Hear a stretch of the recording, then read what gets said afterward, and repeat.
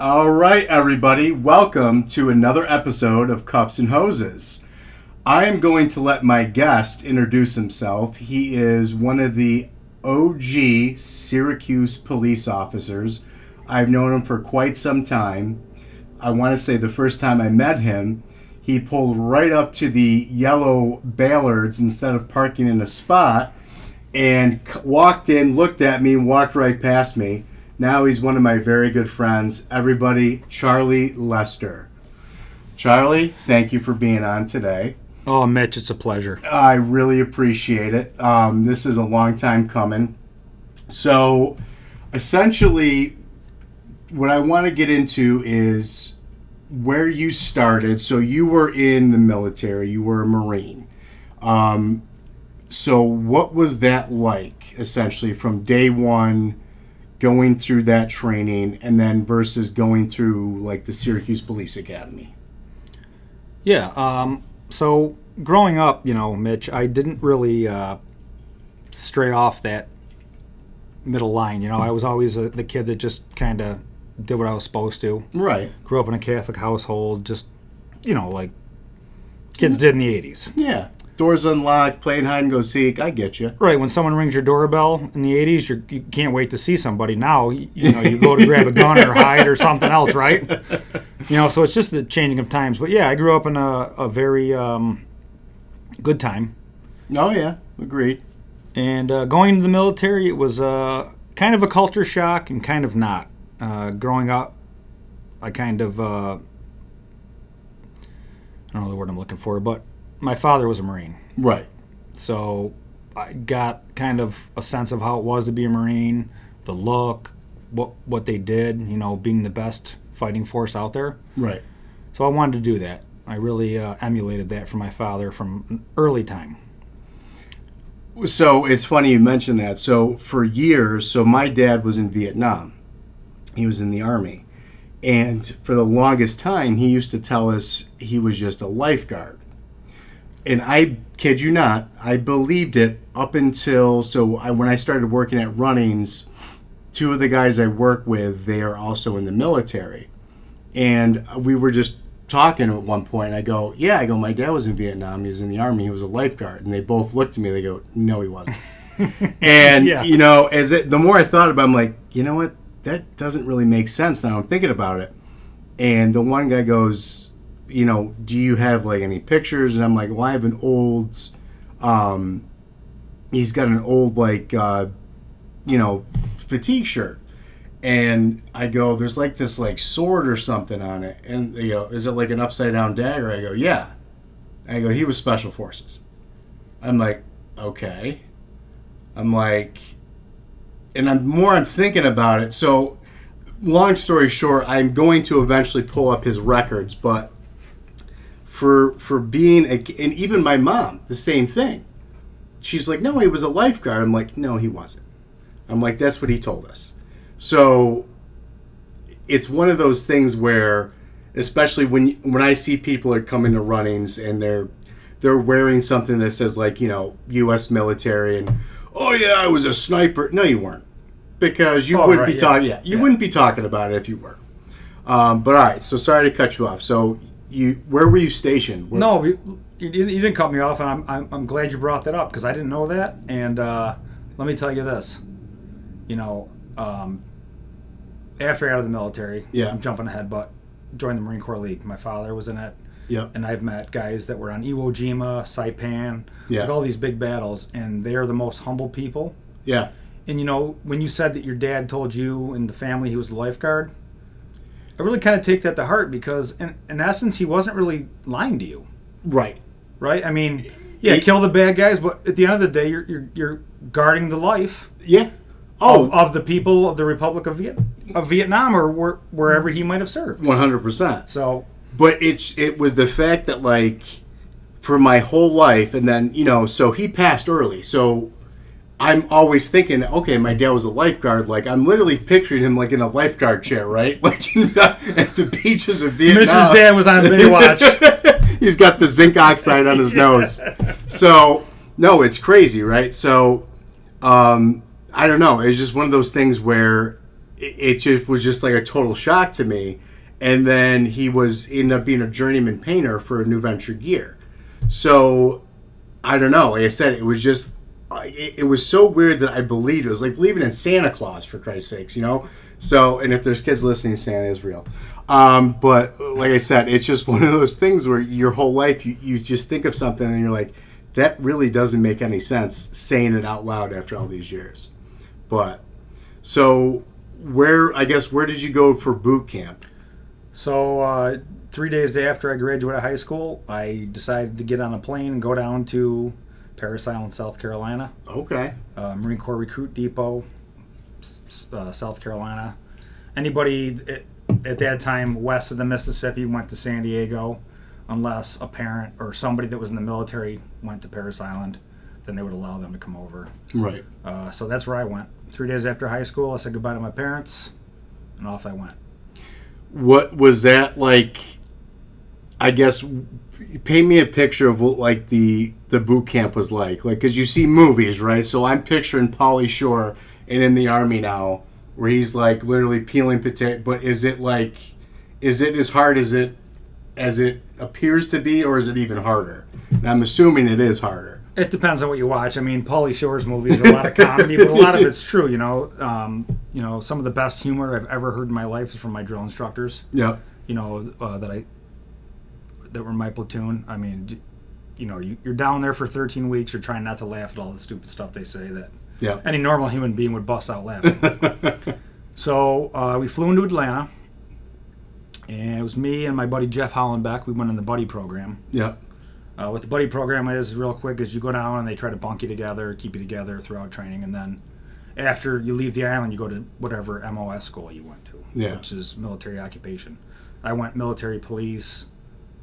Christ. If you're listening, Jeff, I don't remember what you went, but it wasn't military police. So forgive me, brother. We got off the plane in Atlanta, and we had people from Army, Navy, all branches. You fly down together. And it was very much a different experience for the Marines recruits than it was other. So the Navy guys are getting, hey, come over here, Right. And I'm not downplaying any of the services. I want to bring it up right now. Oh, yeah. Because a lot of guys are like, oh, you're a Marine. I'm not like that. Right. Anymore. We're just, all of us are walking around kind of confused, and then you see the sign, Marine recruits, take this left. So we go down there, and there was 3 or 4 drill instructors. There was 2 males, 2 females, and it was like instant. Boom. Yeah. My boot camp started right there. Yeah. They're screaming, get on the ground, don't look at us. It was how I would envision it would be. Not at Atlanta Airport. Right. Maybe down at Parris Island. So right at the airport. Yeah, so it's kind of like, hey, we got a surprise for you, and you're not going to like it. So then we took a bus down to Parris Island and got in, and honestly, the only thing I remember seeing is the steam coming off because that's how they heat and cool the place. Yeah. You see it in movies like Full Metal Jacket. Yep. So those pipes you see, even though it wasn't filmed at Parris Island, it's very much like that. The same, similar, okay. Yeah, it's steamy all the time. It's dark. It smells bad. You're in the swamp area. So, they came on the bus, did their spiel, we got off, and my father said to me before I left, he goes, Charlie, I'm going to tell you one thing. He goes, when you get off that bus, you're going to think, what in the F did I do? Just do? And I'll tell you guys right now, that's the exact thought that came through my mind. Yeah. What the F did I do? 13 weeks went by fairly quickly, very physical. Yeah. You hear people say 80% mental, 20% physical. It really was, because even if you weren't being physical, like you're sitting down to eat or you're doing whatever, you've always got that in your back of a mind. One of these DIs coming in again to basically just turn our life upside down. Mind games, yeah. Right. So I did learn a lot from that. I wasn't. I'm not going to say I was undisciplined as a kid, but I wasn't a bad kid. Like right. I wasn't doing bad things. Right. I had a goal in my mind. My goal was Marine Corps, and then when I get out, if I get out, right. If I stay for life and then whatever, I chose a different route. I decided to get out after 4 years of active duty. I served at HMX-1, which is Marine Corps Presidential Helicopter Squadron. I basically was glorified fire watch for the president's helicopter. Wow. Okay, I never knew that. Flew all over the country, flew all over the states. Kind of put a bad taste in my mouth for the military. Right. Because we were so regulated and haircuts and looking sharp and, the things you see when you're growing up as a kid are soldiers and Marines and these guys rolling around in the mud and, And this is more political, essentially, yeah. So, when I tell people about it, they're like, oh, man, that's cool. You got a picture with your president, this and that. I'm like, yeah, it was great. Yeah. But it wasn't. It wasn't what you thought it was. Yeah, it wasn't what I thought it was going to be. But to this day, Marine till I die, so. Yeah. And so I guess from there, at what point did you sign up and get in with Syracuse? So I always knew that I wanted to be a cop since watching the show Cops. Yeah. My father and I would watch it every Friday or Saturday night, 8 o'clock. I tried looking it up before I came, but the new Fox is like, oh, it premieres here. And I'm like, I just want to know what time it came on in the 90s. Right. And you can't find the internet, No. You can find everything on the internet except what time Cops came on. We have TV guides. We had TV guides. Hell yeah. Remember you used to scroll? Oh, man. Oh, and then you get the ones in the mail. Hey, Mom, Golden Girls, 7 o'clock. Yes! The highlight shows in the TV guide. Oh, the good old days. But anyway, so my father's goal when he got out of the military was to be a state trooper. Yeah. At that time, he had to go through 6 months of training. I mean, still today. Oh, yeah. He had to be a certain height. Back in the 60s was different. Yeah, right. You had to be like, what, at least 6 foot tall, and I've seen that image change just working here, right? So, like, now you've got guys that'll come in, and I'm 5'10", and you've got guys, I'm probably 5'9.5", but so you got guys coming in here that are like literally coming up to my chest. I'm going into the State Troopers Academy. I'm like, okay, like, what do you need? And what size are your feet? Well, I'm a men's size 7. I'm like, holy shit. But everyone's desperate right now, so that's kind of the whole thing. So, all right. So, So what year now are we talking then? So I left active duty at the end of 2003. Okay. September 11th happened. I was at Anacostia Alert Facility, which is on Bolling Air Force Base. I had actually just gotten off shift about an hour or so prior to the Pentagon getting hit. So I was right across the river when the Pentagon got hit. Jesus. And then, all hell broke loose. And then we had a thing called stop loss. There's actually movies made about it. And Yep. Channing Tatum. Right. Handsome fella. Yep. Oh, yeah. Not as handsome as you, but well, a close second. Listen, that's... He's only 5'8", maybe 5'8.5", okay? So did you get called back, I guess? Is that what the whole premise of stop loss is? Or? So, yeah, there's recall and then stop loss is basically like, hey, you're due to get out at this month. You can't now. Yeah. And at the time, I was fine with it. And they were like, guys that were with me that were getting out around the same time, like, dude, you believe this? We can't get out. I'm like, there's a war going on. Like, right. And, the big thing for me is that obviously I went in the Marine Corps for a reason, to serve my country. Right. But secondly, it was like, I don't have a job lined up. Right. And a lot of guys getting out, there's so much stuff now that I'm seeing on, like, the social media where guys are getting out and they're like, the worst day of my life was when I left the military.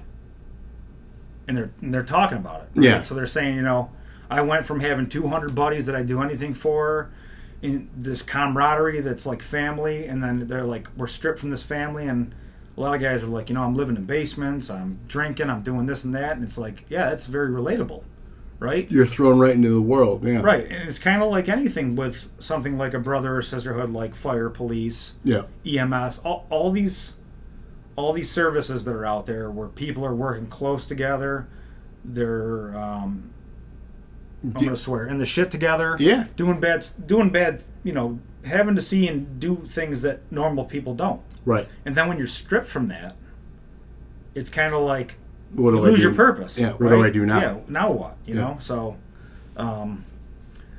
we're talking about moving on, and I kind of lost that when I left the military. You know, I kept in touch with the guys. Social media at that time wasn't what it is now. Right.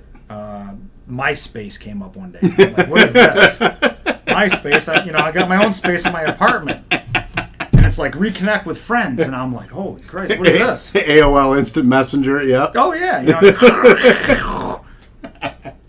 you're waiting for that dial tone to hit so you can see how many instant messages you got. But yeah, that's how we connected back then. We didn't. It was that time. So you keep in touch with guys and girls and brothers and sisters that you just saw some stuff with. Yeah. And when I got out, I started working at Carrier. I was contracted there to do security, which was boring. Right. You're walking around. Yep. And then I got promoted to do fire inspector. I have no fire experience. I don't even know what the hell a fire inspector does, but they're like, we want you to be the fire inspector. Right. So I was going around checking hydrants and testing levels of water, and I'm like, this isn't the life for me. So at that point, I'm talking to my dad, and he's like, civil service test is coming up. Why don't you take it? I'm like, yeah, I'm going to. So I take the civil service test, and my uncle at that time worked for City Hall. Okay. For purchasing and financing, and we're talking back and forth, and I'm like, why does it take so long to get the results? So he's like, takes a while. Oh yeah. Yeah, the state does it a certain way. I was like, okay, forgot about it. Well, I'm at Carousel Mall at the time, now Destiny. Coming down the escalator near the old Bonton. And, now at this point, I've got a track phone. It's a minute phone. Right. Every minute you got to pay Walmart $16, right? So it rings, and I'm like, I'm not answering this. I look, it's my father, Dad. I'm like, yeah. Hey, what's up? He's like, hey man, you got a letter from the civil service thing came. I go, open it. Yeah.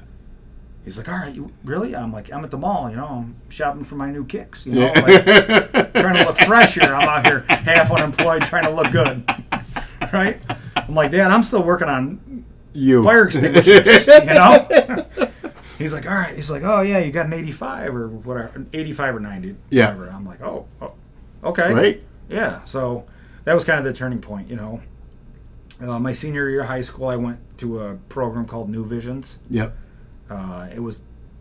It really solidified the fact that I wanted to be a cop after going to the military. Right. So, yeah, I went to the academy, 6 months of fun.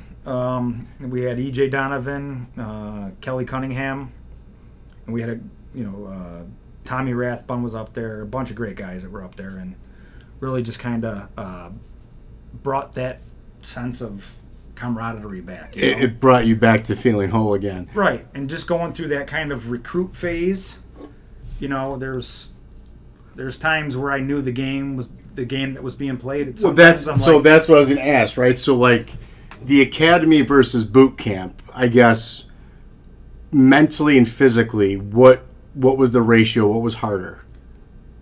I mean, I got asked this at the end of the academy, and I'll tell you right now, the Syracuse Police Academy, 100% harder than mentally, right, than Marine Corps boot camp. And that's before you started instructing. Right. Yeah. Right. Yeah. Yeah.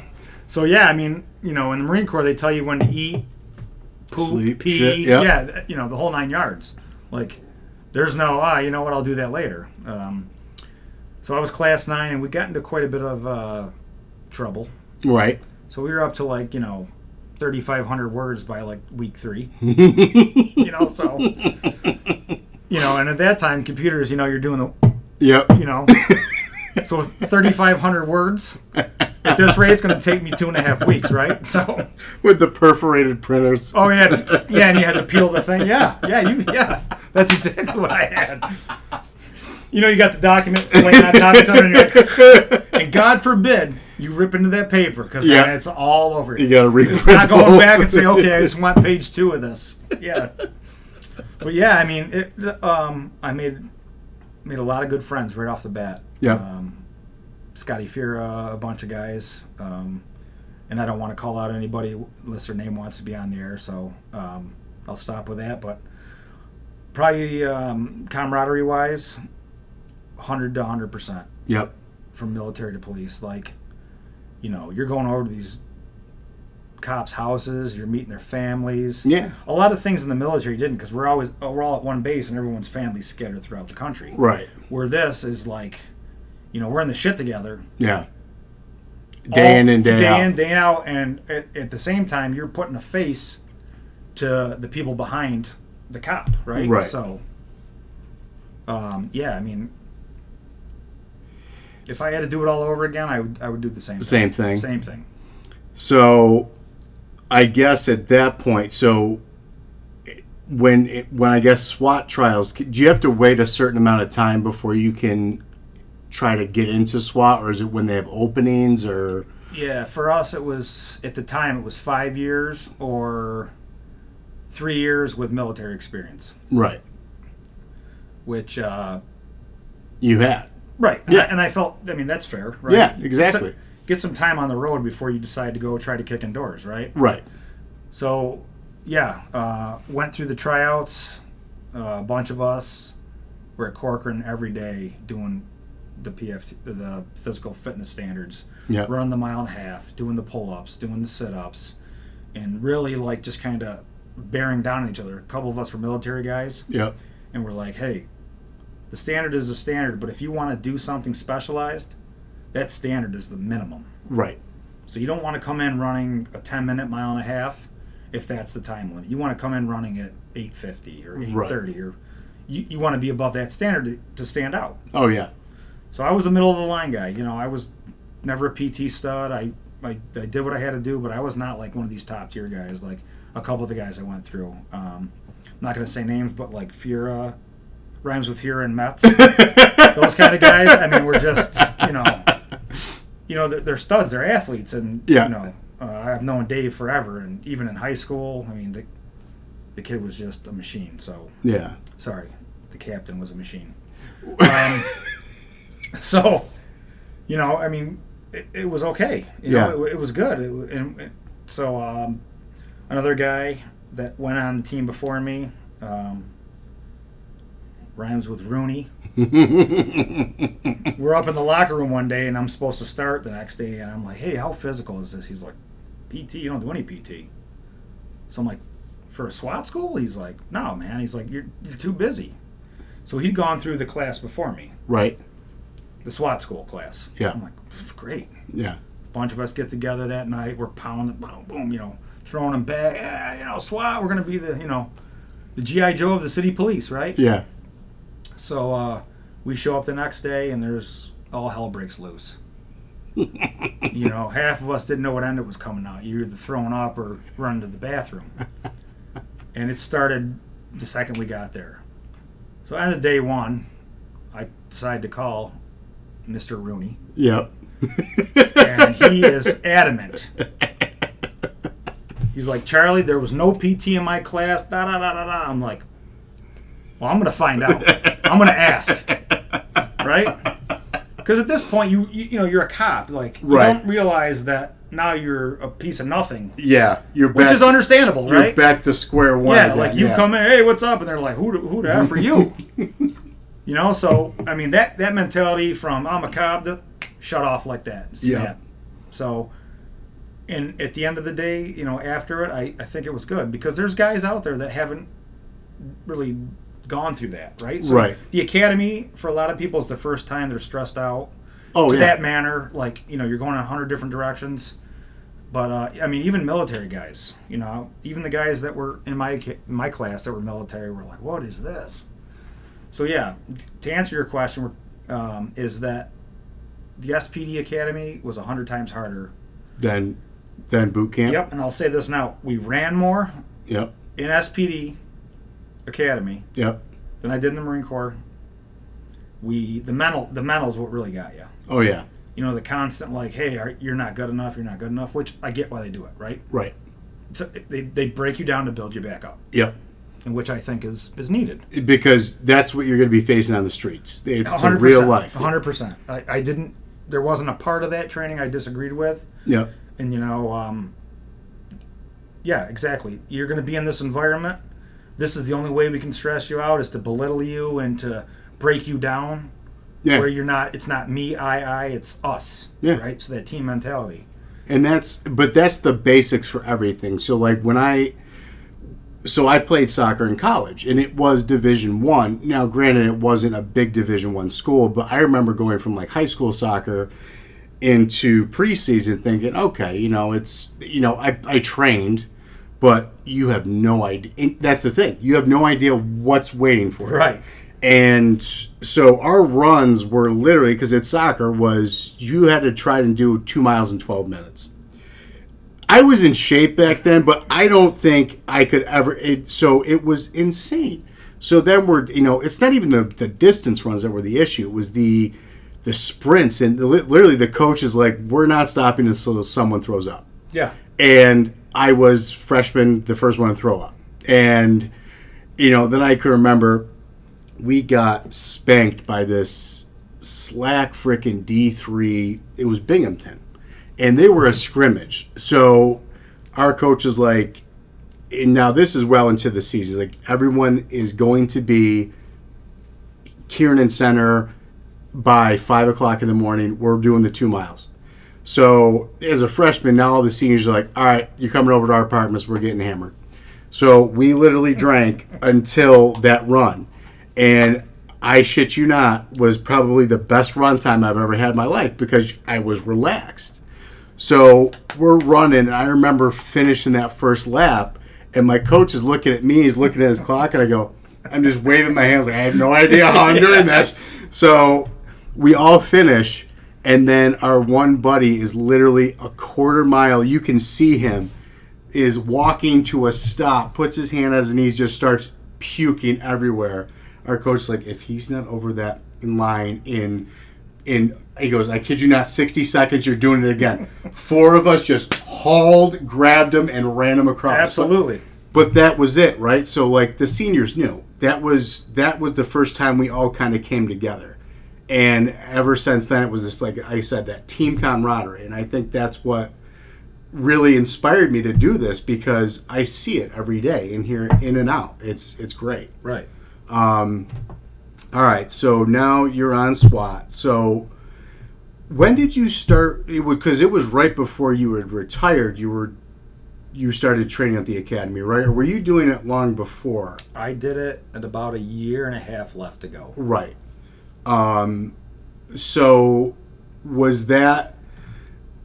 And again, that was still when everyone was running the Adams Street, right? Like that was still that time. Was that starting to where it was getting to? That got changed. We did the Adams Street run. Yeah. Then the academy went up to OCC. Yeah. And we did the OCC to, what was that? Down in the valley, over behind Gannon's. Yeah. And then up the hill. And so, I mean, that hill, going up to community. Yeah. It's an Adams times 10 because it just doesn't stop, right? Oh, okay. So, I mean, you come up, they have the 1812 graves on the left. Yep. From that War of 1812, obviously. Yeah. And you start to see that and you think, oh, I got this in the bag. Yep. And you see, the recruits kind of hauling it, which makes you want to go a little faster. Right. And then you go up near the Dunkin' Donuts and the bank, and then it just keeps going up and up and up. So, I mean, a mental FU times 4 or 5. And so, for anyone listening, so Adams Street is literally just, you're going almost, I want to say, like a 60-degree angle straight up through heavy traffic. And you're meant to sprint up or go as fast as you can, right? Like you're right. This isn't. It's not a team event. It's an individual event. So you go one at a time. Well, no, everyone's running, but it's not like, hey, we're gonna do this as a team. Yeah. This is like the initial. Yeah. Hey, welcome to where you signed up to be, right? Yeah. Yeah. Which you see a lot of people at that time that aren't training right or that are thinking they can show up ready when they're not. Kind of fall back, and that's the time to kind of evaluate people and say, hey, we're not going to give up on you, right? Even after you've given up on yourself. Yeah. The Marine Corps instilled that, and I've used it to the day I retired. I still do. Yeah. Like with my kid, you know. Right. And So- we tell these, new recruits all the time. The ones that we can kind of, me and Julie that can see there's something in there, and we're like, listen, it's going to be mind games. You just have to stick it through. And it's funny because they're totally different from when they start to when they finish. It's always the yes sir, no sir. I'm like, oh, okay, yep, I know, yeah. I go, yeah, call me sir, thanks. And then it gets to a point where like, there's confidence built. Or the ones that have the chips on their shoulders that think they're hot shit. It turns into, so they get squared off or polished. So they're not that, they're Right. humbled. Right. And I think that's a huge thing too, because it does show that they've kind of sensed that, team mentality, and they've moved on from it. We had an instructor. I'll leave his name out, but he used to say this: what Mike Tyson said. Yeah. Everybody's got a plan until you get punched in the face. And I remember we were boxing, and I'm like, why does he keep saying this? So I went over one day. I go, sir, I understand this. What? He's like, if you think you came in this career and you're not going to get punched in the face, you're in the wrong career. And I was like, wow. And there was other people in my class around. They were like looking at each other like, Yeah. we're going to get punched in the right? So, and that was a lead into the boxing, which is like, hey, Yeah. and then, my class was fairly small, but they were like, who's never been in a fight? And I see hands going up, and I'm like, wow, this is reality. Right. And some of the best cops I've ever worked with. Yeah. Don't discredit or disqualify yourself because you've never been in a fight. Right. That just means you're better with your mouth. than Right. The rest of us, right? Exactly. Right?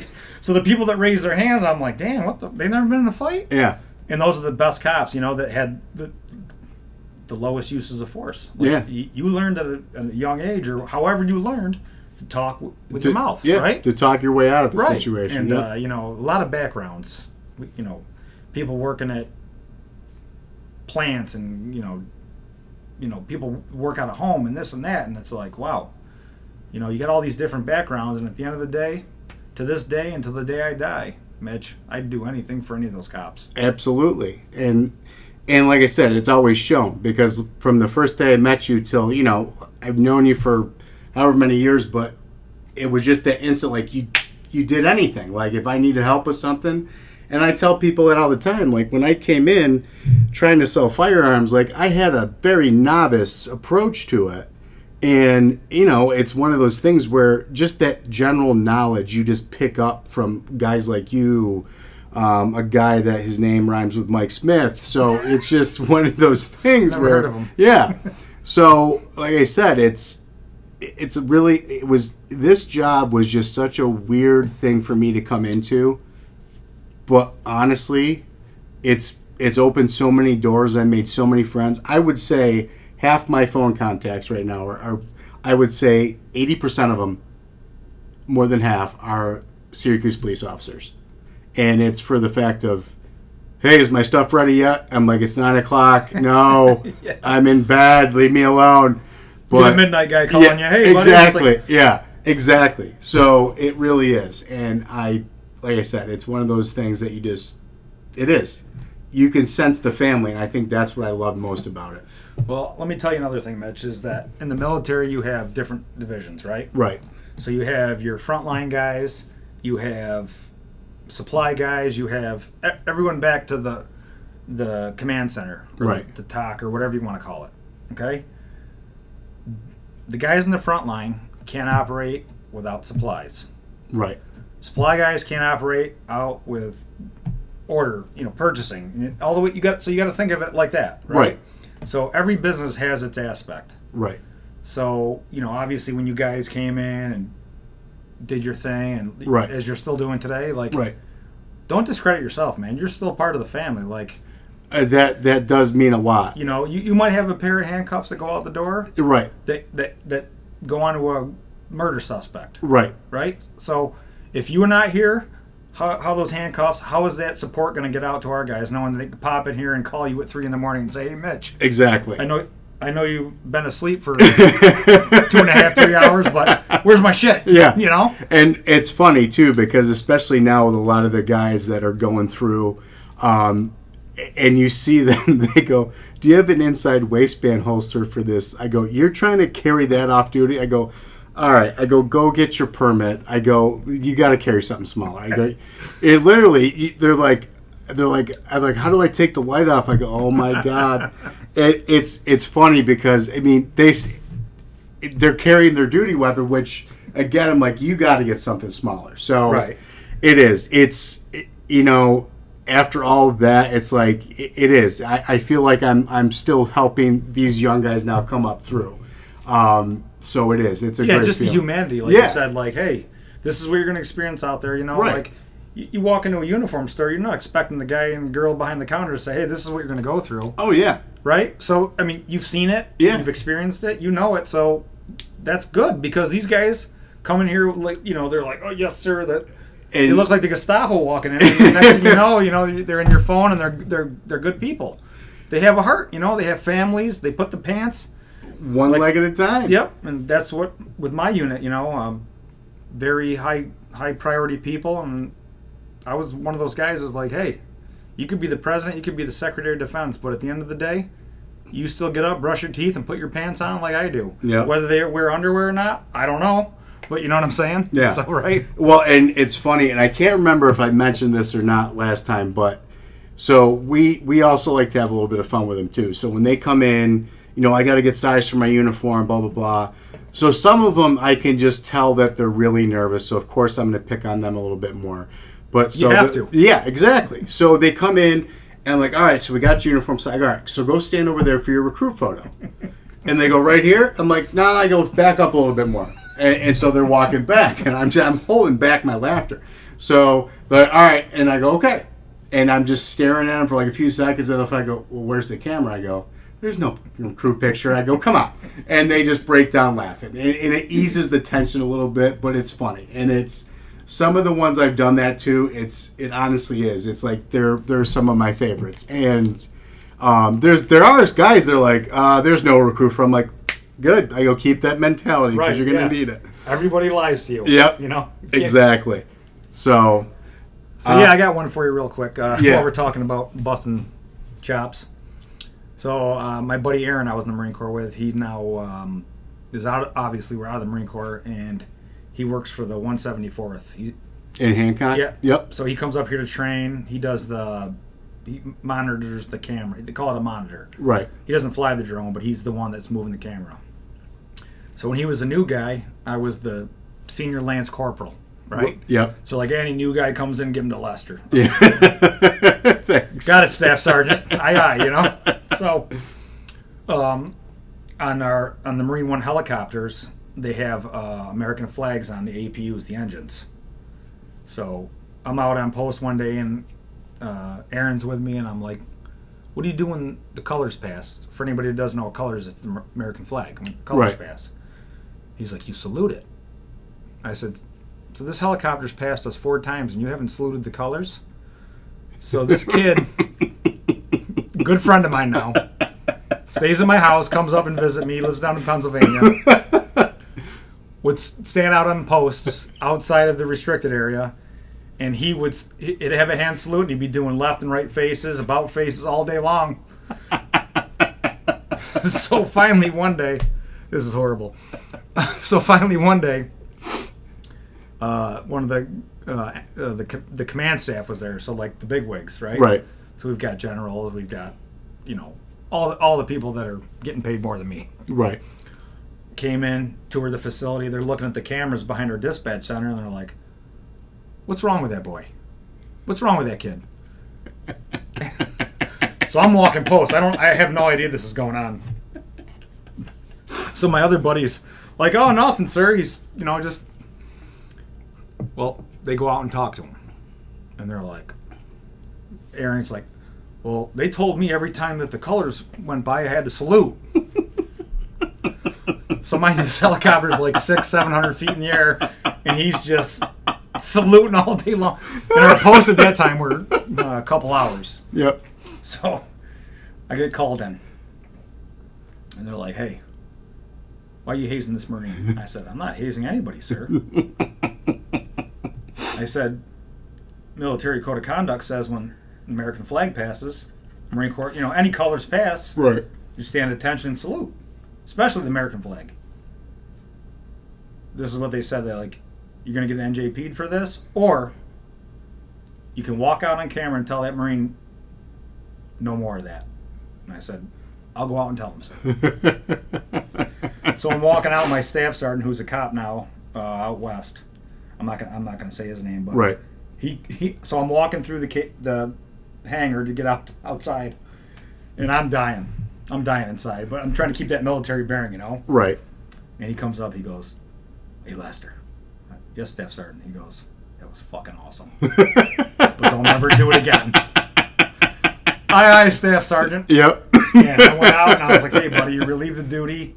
The pilots don't want you saluting anymore. They're good." I made it my own, right? I mean, I'm not gonna go out there and be like, "Hey, I just got my pee-pee slapped for hazing you for busting your balls." Nah, hell no, man. I'm a senior lance corporal at the time. But man, when we get together, we laugh about it. Sometimes I'll just text them and be like, "Hey, if a helicopter flies by, you better be at the position of attention saluting." That's awesome. Yeah. Charlie, thank you for stopping on, man. I really appreciate it. Like I said, you were always going to be in one of my top 5 to come on, so I truly do appreciate it, man. Like 5 or 5.5. Well, all right, we'll say. Well, you know what? Because you said you were like 5'9", and then it went to 5'9.5". By the time this podcast is over, Mitch, you're going to be 6'5". Listen, I'm wearing my new shoes. They give me another half inch. So I got some Hokas, man. I'm at least 5'9.5". That's what I'm wearing. Oh yeah, buddy. There you go. Yeah. All right. Well, everybody, thank you for tuning in. And please like, subscribe, and Charlie, we are going to have you back, so be ready. And, I'm ready. And we'll go from there because we barely breached the surface. So we're going to really need to deep dive, and we're not going to mention that I drink White Claws. So, Hey, yeah, real quick with that. No, we're going. Everybody, have a good night. Stay safe. Stay safe.